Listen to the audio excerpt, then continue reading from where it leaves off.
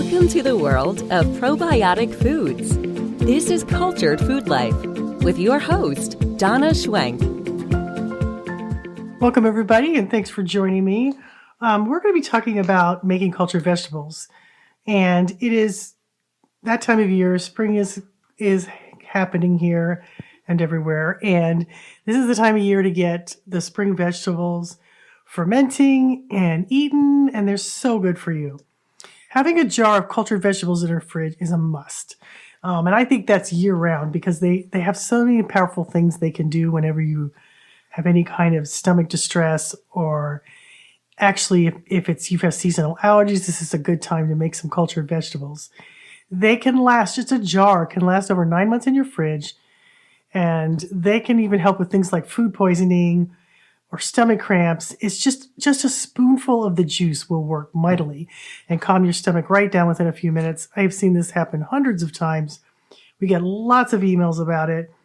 But you just got to have a jar in your fridge to see how effective it can be. So you won't just have to take my word for it. It'll be something that you've tried and know works. It is a powerful food that works like medicine, and you need to have a jar in your fridge so when you need it the most, you'll have it. So let me show you how easy it is to make a jar. It's fun and easy. And the superstar bacteria that's in cultured vegetables is called Lactobacillus plantarum. And it is extremely hardy. It survives the stomach acids with ease. It can make the full trip from your mouth to your intestines to your colon to colonize you in a very powerful way. It is a welcome guest that works mightily for you by fiercely attacking pathogenic bacteria in your body. It will also strengthen your good bacteria by killing the bad guys, and it helps your own good bacteria grow stronger. It helps you to be more resistant of future invasions of pathogens and viruses and things like that. And it's important to note that this is a transient bacteria, which means it will only last a few days in the body, so it's important to consume it often. So let's get started. So what you do is you choose the vegetable you want to ferment in. I recommend a canning jar, and you can use a quart, you can use a half gallon, you can use a gallon, whatever you want to do, whatever the recipe calls for. And you can always split the recipe up. I have so many recipes. So let's say it's in a half gallon jar. You could put it in 2 quart jars if you want, and just spread out the ingredients evenly, or you can just make it in one big jar. It doesn't matter. There's Crocs work with a clamp down lid. Jars will also work that have those gaskets on them. My favorite is an airlock lid jar. I sell those and a lot of people sell them. It just allows the fermentation to go up into this little airlock that's got water in it, and it kind of traps the air in there. So it ferments better, makes your vegetables crisper, tastes better. You have less problems with things like common yeast, which is a harmless yeast that can happen. And I just really like it. You don't have to have it. You don't have to have an airlock jar. But I like it. So I think it's just a little better. But I've done it for years in regular canning jars too. So that's not a must, but it is a nice thing to have to really help enhance your vegetables. They create an anaerobic environment so that the lactic acid bacteria can thrive as what you want in your cultured vegetables, which is why you push your vegetables under the water. And having an airlock kind of takes away the effort of you having to do that. It is there's just different methods you can use. You can choose whichever method you want, and I have 3 different ways we're going to talk about. You can use a culture, which is what I do. If you have a culture, the good bacteria will stay at a higher level longer just by adding the culture, because it's going to enhance what's already in the cultured vegetables and make them last longer, make them taste crisper, make them taste better. And it will also increase your own body's ability to use and grow these bacteria inside of you because you'll have an abundance of them. The one that I believe that does it best is the cutting edge cultures. There are other ones people sell. This is just my brand, and I love it. It's just been makes a phenomenal difference in my vegetables. And I love all the different vegetables. I've tried different starters, and I really actually like many of them. They would just run out of them all the time, and it drove me crazy. So one day I got a crazy idea that I would make my own because I was tired of running out of it all the time, because I was selling other people's starters, but I could never get them on a consistent basis. So that's why I made my own, and we made it stronger and better and added more cultures to it. So it really turned out great. It really ferments the vegetables perfectly every time, gives you lots of probiotics, lots of L-planetarum, and it really being said, has the most of any of them on the market. So you don't have to buy my product. You can do it with salt. You can do it with kefir whey. I just simply found that it was better. But I'm going to show you how to do it if you don't have access to it or you don't want to buy it, because there are other ways to do it. You don't have to use a culture, but it does work better. So the methods I'm using, the one with the packages is the one I use. I've been using that for years. But you can also use just salt to make cultured vegetables. And this method has been around forever. Most methods using salt will ferment for 3 to 6 weeks, which I don't recommend, because the longer that you ferment it, the less probiotics you're going to have in your batch, because the bacteria is going to run out of food. So the more acidifying bacteria you have in there, and then the longer you ferment it, it kind of turns to a more vinegar type of brine, which is very good. It's absolutely delicious. But you just won't get as many health benefits from it, but you will get some. So it's important to use extra salt if you're only using salt. I recommend 3 tablespoons per gallon. And if you're not using a culture, you really need to stick to this regimen, because you've got to use something to drop the pH in the vegetables. And without enough salt, you won't achieve the safe and proper balance to allow them to ferment properly. So you want to make sure you always use at least 3 tablespoons of salt per gallon, 1.5 tablespoons for half gallon, and then like 3/4 of a tablespoon for a quart. I would actually use a tablespoon per quart just to be on the safe side. So the only veggies that I recommend fermenting without a culture and just with salt is cabbage.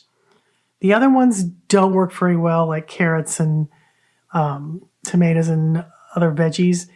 Cabbage works the best. The other ones don't work as well because they're different types of vegetables that aren't really what I'd call, I don't know how to say it. They don't ferment properly without a culture. So you only ferment them for like 2 to 3 days, and then sometimes they get mushy and they just don't work very well. So I only recommend doing salt with just cabbage.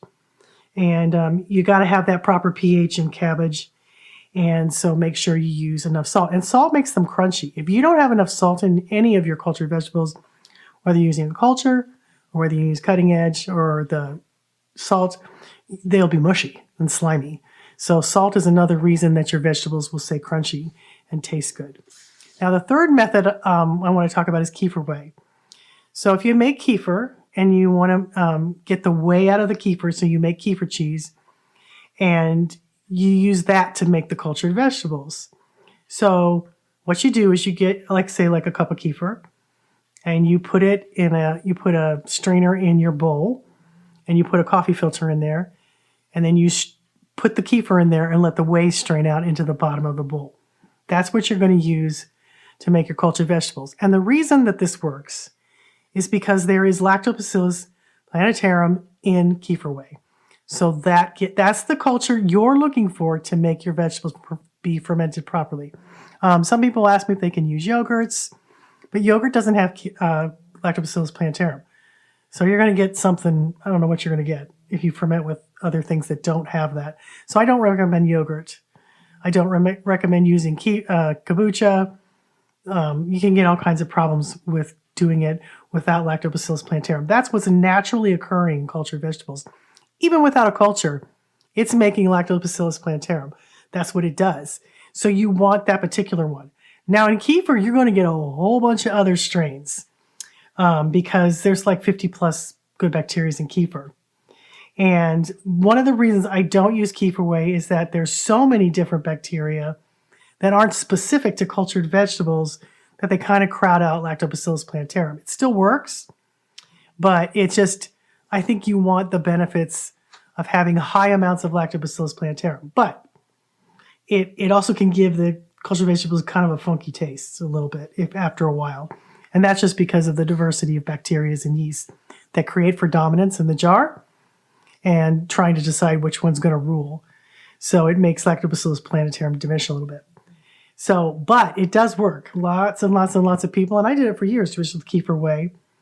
And I've just gotten pickier over time, and I like my vegetables to taste a certain way. But if you want to use Kefir Whey, it still works great. So it'll just be sure that when you put the whey in this cultured vegetables, that you strain it like a day before you want to do it or that day. Don't use whey that's been left over in the fridge for long periods of time, like 3 or 4 days, because the bacteria is going to diminish and you're not going to have enough probiotics to ferment your cultured vegetables.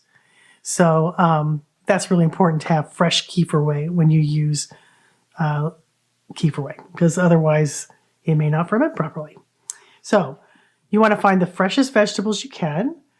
You can't use frozen. That won't work. You have to use fresh vegetables. This makes springtime and summertime ideal. Although I make cultured vegetables in the winter too. I do a lot of cabbage type things that work really well in the winter. So don't ever not make them if you don't have them in the winter, because they do work. But if you get fresh vegetables, you get less of what I call that common yeast. It's a harmless white yeast that can often occur when your vegetables aren't fresh.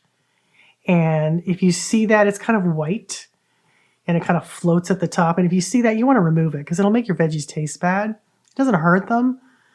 It's harmless. It's not going to hurt you, but it doesn't taste very good. It doesn't smell very good. So usually that means you need to scrape it off and put it in the fridge because it's done fermenting. So as a general rule of thumb, cabbage takes about 6 days to ferment. Most other vegetables like carrots, tomatoes, asparagus, 2 to 3 days. And you need to look at the recipe to make sure how long to do it. One thing I want to tell you, do not over ferment carrots. Carrots have so much sugar in them. If you ferment them for more than 2 to 3 days, they're going to get slimy. And that's due to the sugars in the carrots.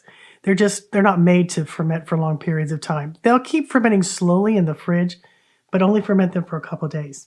So we have over 100 vegetable recipes on my website that are free that everybody can look at. We even have more for Biotic Pro members. You can be creative and mix and match or make your own. You can try all different kinds of fermenting things. I get recipes from people that have tried different combinations where I really love that because it's fun for me to learn from some of the stuff that you guys do.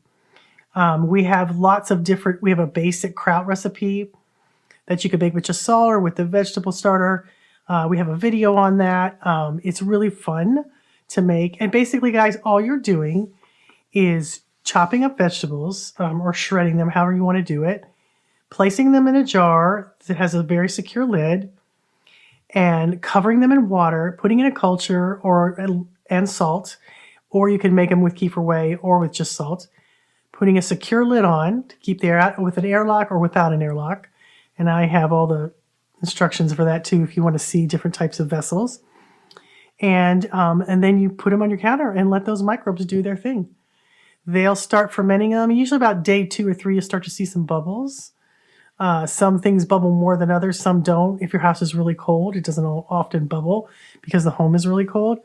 They don't bubble the whole time. Sometimes they do. But that's not really a sign of whether they're good or bad because a lot of things depend on that. But you'll notice they'll start to taste tart and sour. And then you'll know they're done. Cabbage usually 6 to 7 days. And you can open up the jar and taste them. Taste the sourness. It'll taste like kraut. Delicious kraut. Or if you're pickles, they will ferment for 3 days on your counter. And then you put them in the fridge and then they continue to slowly ferment in the fridge. And that's the same with a lot of vegetables that are not cabbage. But it doesn't take very long and it is super fun and they last a very, very long time in your fridge. Up to 9 months, sometimes longer.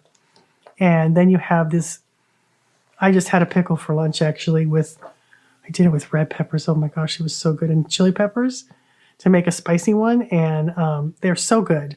And they're fun to have with a sandwich or just as a snack for lunch. It's one of my favorite snacks.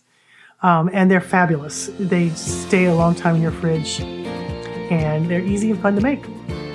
So I hope that you will try. I'll put the link description below to all the recipes. And I also have instructions, step-by-step instructions, pictures on them. a video. You'll see it all. I'll put it all on there so you can take a look and see how I make all these wonderful cultured vegetables. Get out and get some springtime vegetables. Start fermenting. Take a look at all the different recipes you can make. It doesn't take very much. It doesn't take very long to make a jar of cultured vegetables. It just takes the fermenting time, be it 3 days or 6 days. And then you have a jar that lasts 9 months in your fridge, unless you eat it before then. So thanks for listening, guys. Go check out the recipes and the video and all the different things that we have that you can make delicious, healthy cultured vegetables that someday you may need in case you're sick or have stomach distress of any kind. It is a fabulous remedy, and it's just food like medicine. Have a great week, and we will talk to you next time.